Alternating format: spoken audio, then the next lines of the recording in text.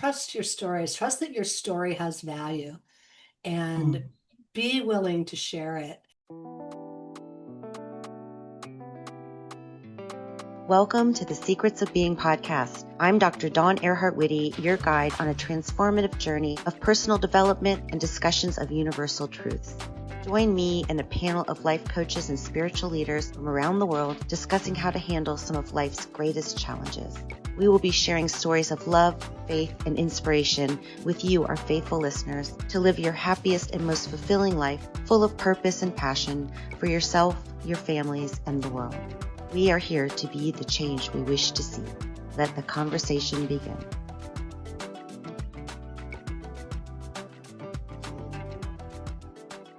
Hello, and welcome to the Secrets of Being podcast. Today, I am thrilled to have Cynthia Gregory. She is an author, a publisher, and a transformational writing coach. And she is the visionary behind Love Notes from the Soul 1 and 2. And I'm fortunate that I got to be in both of them. So Cynthia, welcome so much. Thank you so much, Dr. Dawn. This is fun to be here with you. Oh, it's always fun talking to you. And so for my podcast, I always like to start off with a quote. And instead of a quote, it is a quote because it's what you wrote, but it's the dedication to the Love Notes from the Soul, the second edition. And I feel like this speaks to so many people. So this is what Cynthia wrote. For cultural creatives everywhere whose soul deep story was ever minimized, who were told they were too vivacious, too radiant, too incandescent, too audacious, too much for a world not yet ready to receive them.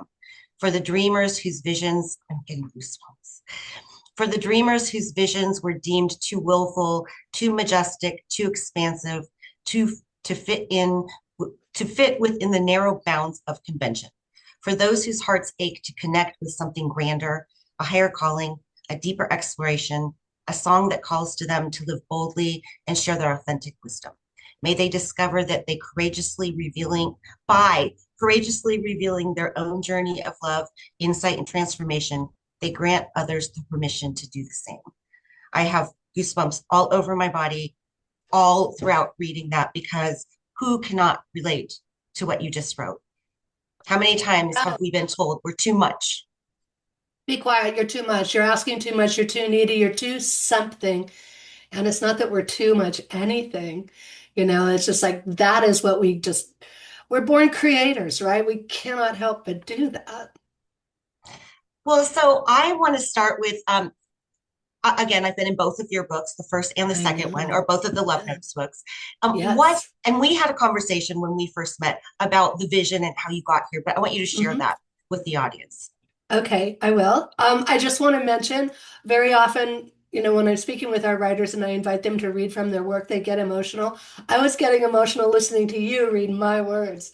It was Oh, just, oh wow, you hear it differently, when it comes from out when it's spoken. But so yes, these books came about in such a funny way. I was, launching my entrepreneurial world, and I was trying to figure out what I wanted to work with and what would be authentic. And in early 2023, a friend of mine was turning 80, and she said, "Hey, do you want to go on a silent retreat with me, the Big Sur, for the weekend in March?" And I said, "Well, yes, I do." And there we were in this beautiful Benedictine retreat center with a view of the Pacific Ocean, and the monks are chanting in the background. And I'm out in the early morning mist one morning reading Mary Oliver poetry in this gorgeous setting with the monks chanting in the background. And Shazam, I got a download. I swear I heard a voice say, "Love Notes Anthology." And I was like, I feel like I was just given an assignment, and I wasn't sure. I was like, well, I'll test it out. And I went back home and I started sharing the stories. And I met with you, and you were like, "Is it too late?" And I'm like, "Oh no, it's right on time. Let's do this." And it's sharing those stories that help us to connect with one another in our humanity at the very basic. The first book was about what was that transformational experience that you had that changed you forever. And then this book was about, you know,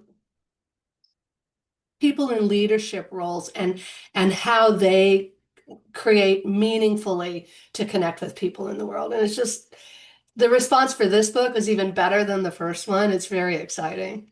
As soon as I heard the name, I was like, I don't need to know anything else about it. I want to be part of it because that sounds love notes from the soul. Right? Who doesn't want a love note from the soul? And I actually have people who are saying when's 3.0 coming out? I'm like, well, I don't know. I But think it's that has got to be, inevitable.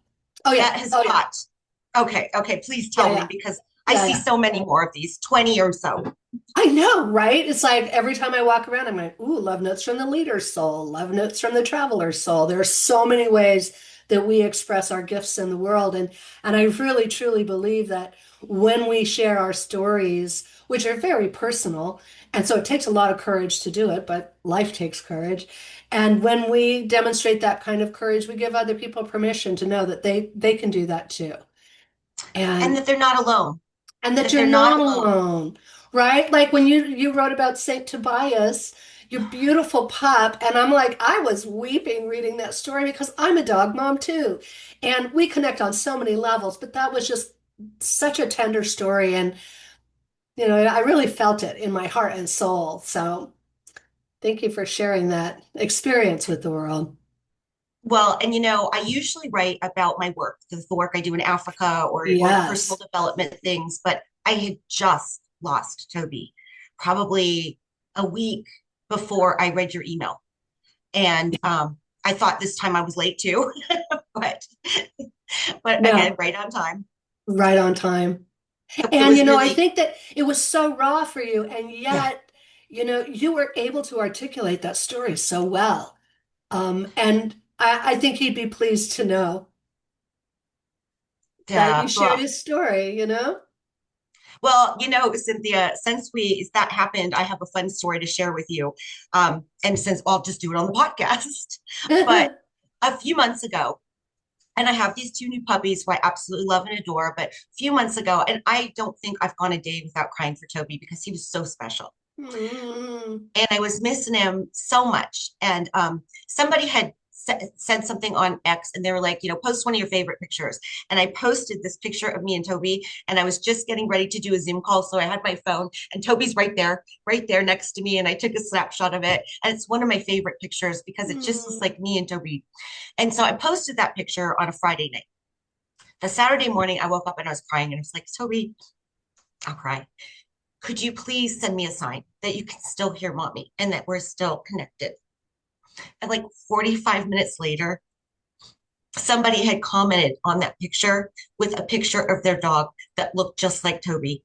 And he said, oh my gosh, I thought that was my dog, Lincoln. And I was like, thank you, Toby. So Mm. I know we're still connected. I want him here, Does he but ever visit you in your dreams? no, he hasn't visited me in my dreams. But I know. I talk to him every day. Aw.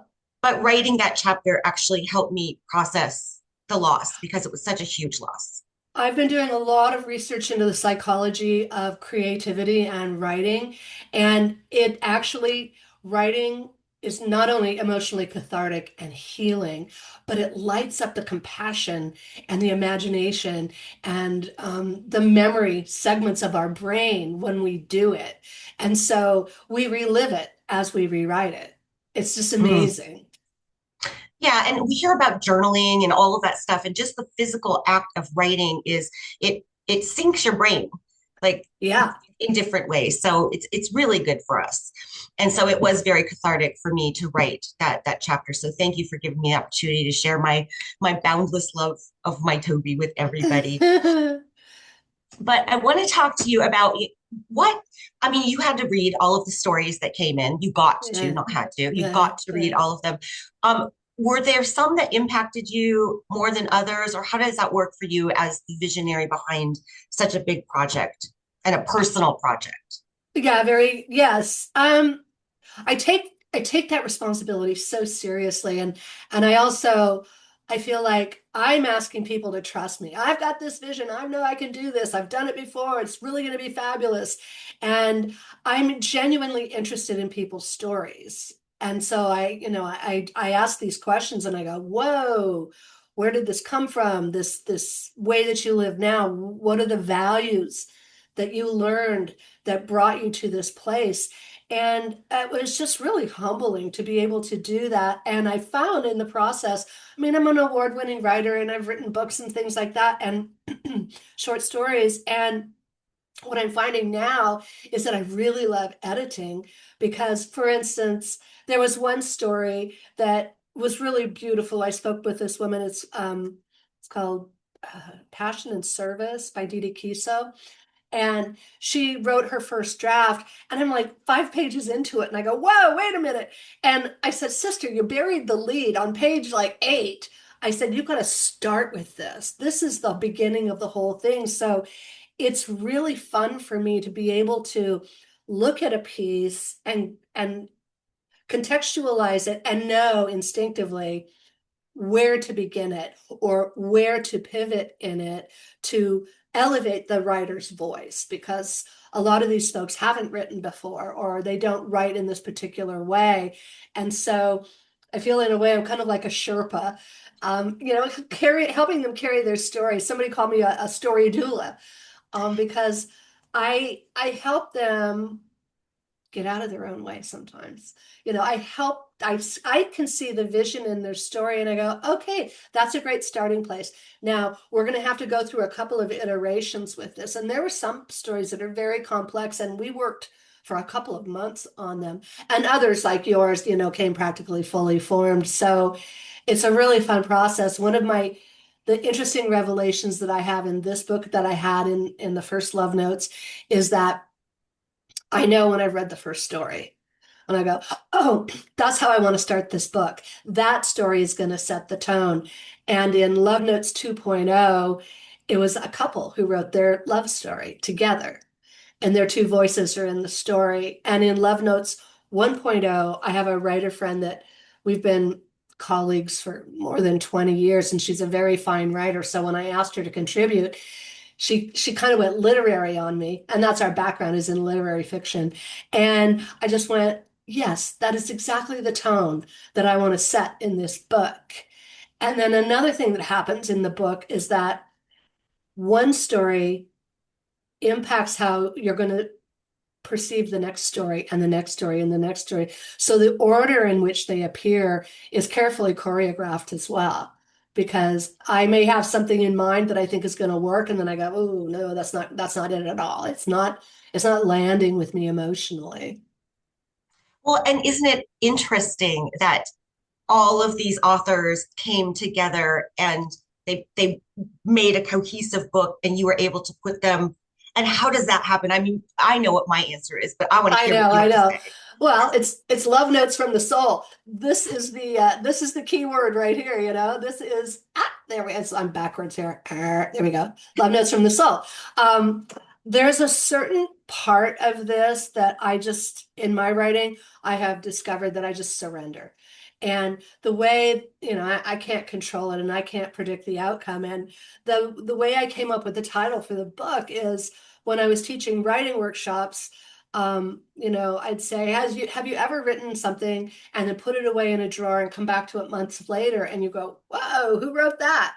I go, that was your soul. You got out of your way enough to just, to download what was coming through. And it was so brilliant and so beautiful that you weren't all up in your head trying really hard to create this magical thing. Magic happened despite you, because you were open enough to receiving it. Well, and then you said surrender. And I feel like surrender is the key. I'm learning that. I'm getting better at it. I'm not perfect at it, but the more I surrender to the universe, to God, whatever, the better things happen I that I know. couldn't have even figured out how to make those happen on my own. I know. But, and like, talk about that because I think that's a really big one and people struggle with it. I still struggle with it, but I'm aware Well, of it now. oh yeah. I mean, no doubt I have a spiritual life. If I'm writing a book like this, I've got a spiritual life. And it resonates with people who also have, a place in their world for spirit. And so in the first book, I had this idea. I enrolled like the first 5 writers. I'm like, yeah. And then I started, doubt started creeping in. And I like to say that for the almost an entire year, I was I was having a conversation with spirit every single day. I'm like, okay, I don't know what I'm doing here. You're going to have to open a door. You're going to have to open a window. You're going to have to send me somebody because I'm fresh out of ideas. And if you really want this book to happen, I'm going to need some help. And, synchronicities and coincidences. And I met people and I was introduced to people. It was so magical the whole time. And I relied on that. And, when you surrender, when you give it up, it expands your capacity, I feel. And in Love Notes too, it wasn't quite as uncertain, but nothing is for sure until it's done. Not all the stories don't come in all at once. And so it's one story at a time, one story at a time. And as long as you can sustain the vision and relinquish the control and be in your authentic persona and can step into your response. I feel like I was given a job and I take my job seriously, so I was like, I got to do this thing, and I'm not sure what all the tools are, but I know after having published 5 books now that the resources you need will show up for you. Like when I'm writing longer pieces, elements just start showing up. And when I'm coaching people to write their books, I say, listen, the first 5 or 6 or 7 or 8 chapters, you really have to do a lot of work to get the momentum going and building this story. I said, but at a certain point, the story starts pulling you. The characters come alive in a way that they know what they need to do, and you just then you become a transcriptionist. You're just taking notes and kind of watching what they do because you've breathed life into them, and then you got to let them go. And I feel like that is not just in book writing, but in life, right? When Oh we, yeah. right? And I want you to talk a little bit more about how that has showed up, not just in the books, but maybe in other areas of your life. Because again, I think this is a big one. When I had the epiphany of like, you don't have to have it all figured out. And then you see the resources and the connections and the things start coming into your life. You're like, whoa, I couldn't have made this happen if I tried. Well, yeah. I mean, I've developed some theories lately, like when, especially like in writing, because that's my jam. When you get out of your own way, when you allow the writing to occur through you, not by you, then you're open to all possibility. I mean, I'm only one possibility. I only have one brain, and I've only had a certain amount of experience in my life from which to draw to create something.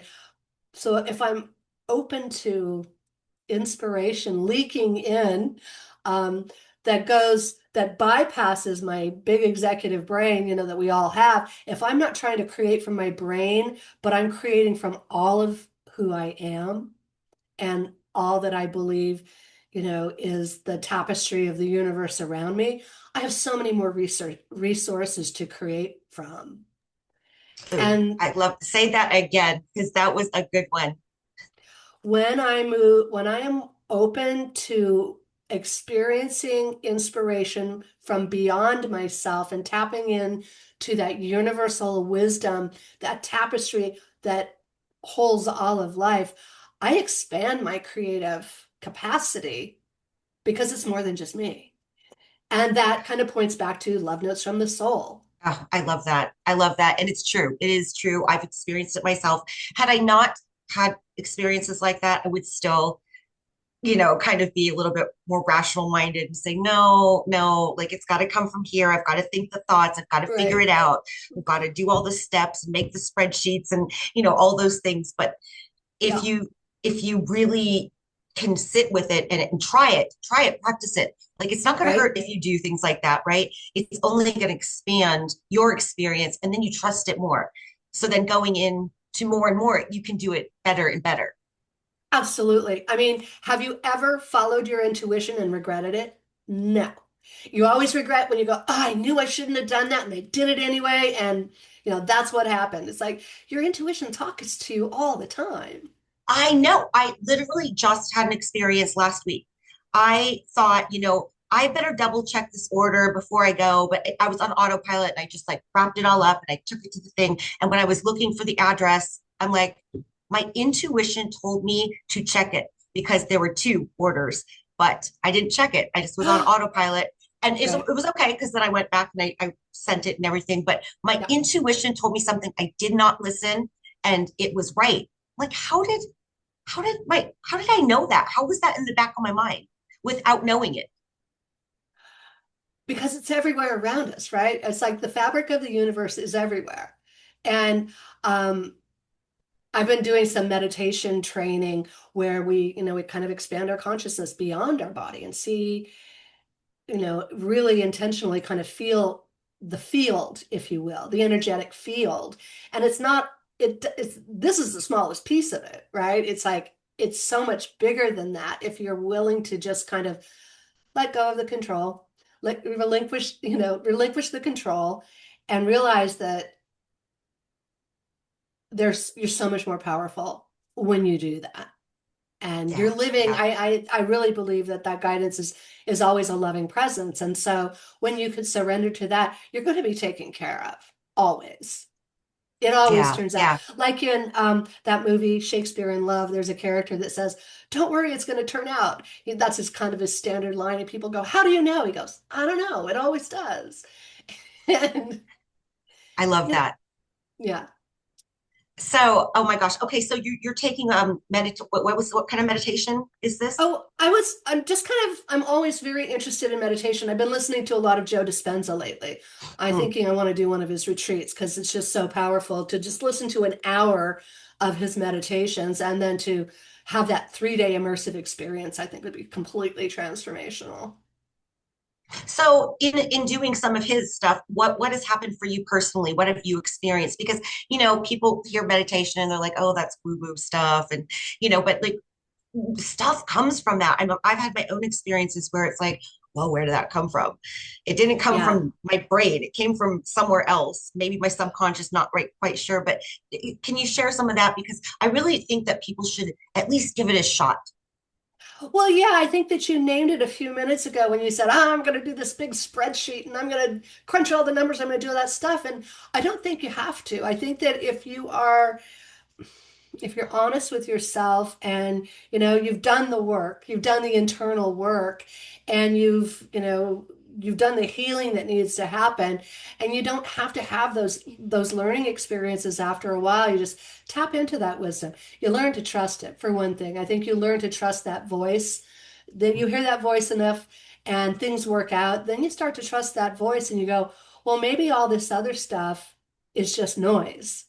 And that's where I should be focused. That's where I should be leaning in because I mean, it continues to happen. So many of these authors in Love Notes 2.0, I'd never met before. And they just appeared. They appeared out of the blue, or I met them on LinkedIn. So many people go, "Oh, I don't meet anybody on LinkedIn. It's just," and I'm like, I'm constantly meeting people on LinkedIn. And because I'm so interested in people's stories, and I believe that everybody has a story, that's such a simple thing to do. I mean, if you've been in business and you go to networking events, it's just like, it's a lot of yammering. But if you really are sincerely interested in people's stories, like I met this guy at a networking event, and it was very clear that he was in the nonprofit world because he wasn't moving like a shark through the room. And so I walked up to him. I said, "You have a really nice face. Are you in the nonprofit world?" He goes, "Yeah." I said, "I'm very familiar. That's where my career was." And I said, "Why do you do what you do?" He goes, "What do you mean?" I said, "Well, he's worked for some very large, philanthropic institutions, big foundations and big universities." And I said, you know, if you have that skill set to operate in that world, you could have probably chosen any career path, and you wouldn't necessarily have to form one through the mission-driven world. You could have done anything. I said, "Where did you get those values that made you want to do that?" And he got the sweetest look on his face, and he got kind of dreamy. He goes, "Oh, that was my dad." And I said, "Tell me about your dad." And his dad was a second generation Armenian immigrant into the country. And he grew up in New York, and he grew up in an immigrant community where there were a lot of values in those stories. And I think all you have to be is genuinely interested in people, and you'll find a way to connect. That's beautiful because you want to know what makes you, what drives you, what moves you. I think that's I like to ask you what moves you, what are the things that move you, and you can find out a lot about people. And people want to share. They want to share happy stories and sad stories, but things that form them and shape them into the people that they are. Well, yes. I mean, the science proves it out too. It's like our brains are wired for pattern recognition and stories, right? Because it was a survival mode when we were living in caves, right? We didn't have a very well-developed brain. And so we had to learn how to recognize what was safe and what was dangerous in order to survive, for the next generation to come and evolve. And so, yes, our brains are wired for pattern recognition, um, for story, and it's how we make sense of the world. And I had come up with that theory years ago. I was like, stories help us make sense of the world. They tell us who we are. They tell us how we should live or not live. They tell us about, what dangers may be in the world as we navigate through it. And they can be purposeful. They're not just entertainment, but the oral tradition for years and years and years before we had printing presses and we're, scrawling stuff in the dirt. It was a verbal storytelling. That's how wisdom was shared from one generation to the next. And it was always shared in the form of story. So I don't know if that's unique to the human species, but I find it so fascinating that our brains automatically tune in to story. Well, and it also provides connection. And I feel like if we shared more of our stories with each other, Yes, we would yes, see that we have much more that is in common. similar. Yes. Yeah. Well, Jesus told stories in parables. He didn't just say, live this way. He told a story which people could then remember. They could engage with it emotionally and intellectually and hopefully spiritually. And it's because stories are foundational to our human experience, in my opinion.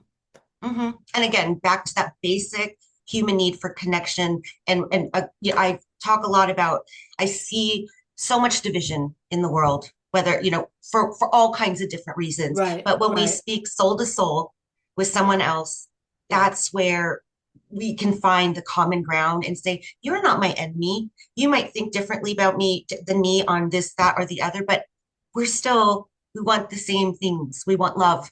We We want want love. compassion. We We want want our to feel families to seen. live well. Yeah, Yes, yes. yeah. So that is telling stories and sharing our hearts, sharing our souls with each other. I think that Hmm. that's how we can help heal the bigger world and heal ourselves in the I process. agree. I so agree with that. It's like we would be a much more compassionate world if we would just share our stories, share our vulnerabilities too, because I think these authors are so courageous. I actually had one of the authors come to me. I was speaking at a Rotary meeting in Silicon Valley, and I was meeting a friend there, and I said it was her first time in the book being published, and I said, she goes, "Oh my gosh," she goes, "Cynthia, I'm terrified." I said, "Why, honey? You should be really excited. The book's coming out tomorrow." And she said, well, there was somebody that I wrote out of the story and I'm afraid he'll be mad. And I said, well, sweetie, you didn't tell his story. You told your story. If he wants to tell his story, he's free to do that. But you shared your story and it's so powerful. And it had components of the Vietnam War in it. And without going into too much detail, there's another story in the book unintentionally, but she was a medic in Vietnam. And so we had two stories about really kind of bookend stories about the Vietnam War and the healing that needed to occur after the fact. This one young girl, her brother went off to war when she was in kindergarten and he came back a different man. Another writer wrote about her experience as a medic holding the hands of young men who were crying for their mothers because they were dying. And so there's just so much heart in this that there's many more books to come for sure. I was going to say, you must. I will haunt you if you do not. Well, are you up for 3.0, John? Count me in. Count me in. I don't know what I'll write about, but I'll surrender it and see what happens. Right? That's the exciting part. You just don't know what'll happen, but Yeah. it's going to be great. And I feel like life is a journey. And we're constantly learning and experiencing and having heartbreaks and wonderful things. And it's a ebb and flow of all of that. And that is part of the journey of life. And when we Yeah. share our stories, we can help somebody else get through whatever they're going through.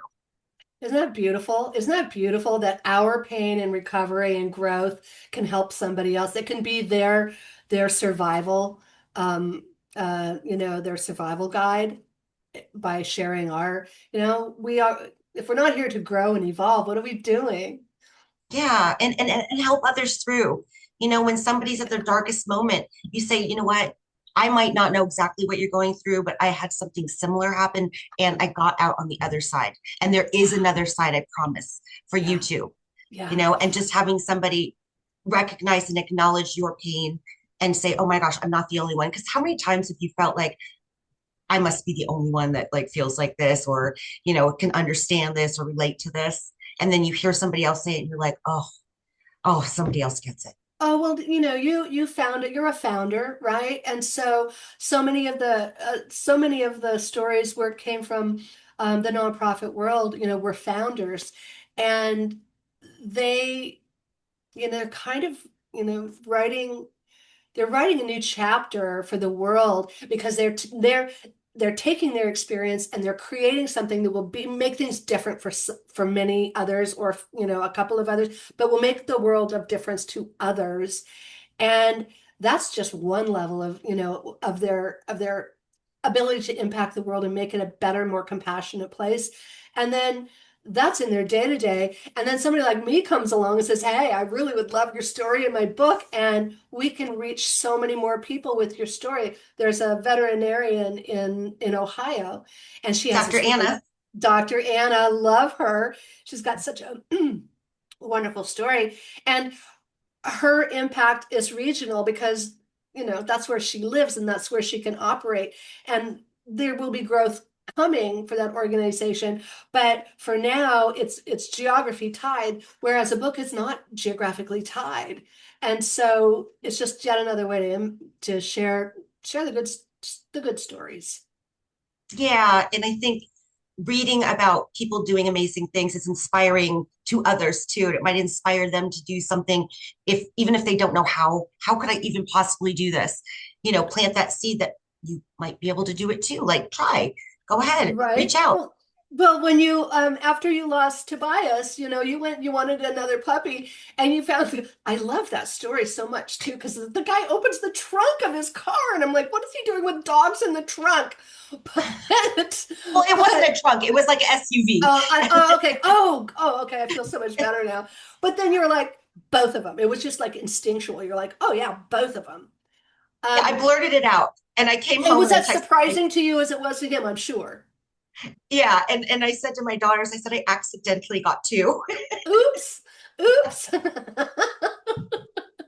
But that was intuition. That was just going by my gut because there was no thought there. There's Because literally zero thought. Right. And that's when you know you're on track, really, honestly. Oh yeah, and I was supposed to have both of these puppies, so I know Oh, everything happened. I know Toby had a hand and a paw in sending them to me. just a But little bit. I love that. oh man. Well, Cynthia, I absolutely love all the work that you're doing. I love I want to say your aura, but you're like your soul. I love everything about you. Just so wonderful to talk to and encouraging and inspiring. Well, I feel the same way. And again, we met on LinkedIn and you reached Yes, we out did. and we just had this fabulous conversation. And I went, she's doing remarkable things in the world. I think we're going to do something together. Oh And look yeah, at yeah. us. That's why I said anything you tell me you're doing something, I'm like, I'm in. I don't need to know what it is. You don't need to tell me. I'm just like, yes, Cynthia's part of Hey, it. I'm in. I'm doing a couple of writing retreats in 26, destination writing retreats, one in Northern Ooh. California and one in the Hudson Valley of New York. So I'll let you know about that. Oh, keep me posted. Keep me Yeah. posted. Yeah. A little And immersive creativity. yeah, that sounds fun. So I would like you to tell people where they can find you, where they can connect with you. If people have a story inside of them, a book inside of them, you are the person to go to. Let them know where, and we'll put this in the show notes where they Okay. can connect with you, and also leave everybody with like one nugget that you want them to take away from today's recording.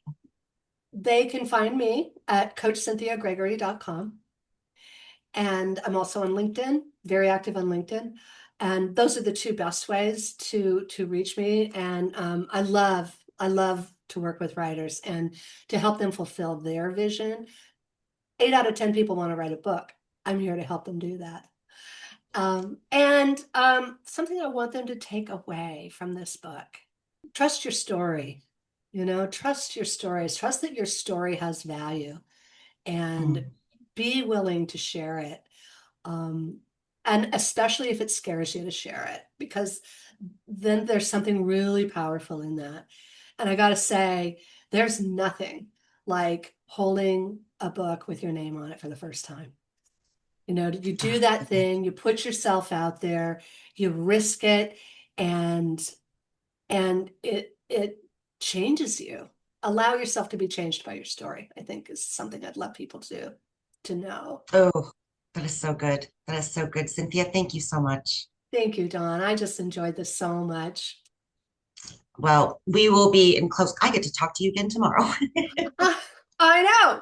The fun never ends. All right. Well, thank you for tuning into the Secrets of Being, and we will see you next time. Thank you for tuning in to the Secrets of Being podcast. We appreciate your time and support. If you enjoyed this episode, please like, share, and subscribe to stay updated with more inspiring content. For further inspiration, visit thesecretsofbeing.com and join our community. Until next time, stay inspired and keep unlocking the secrets of being.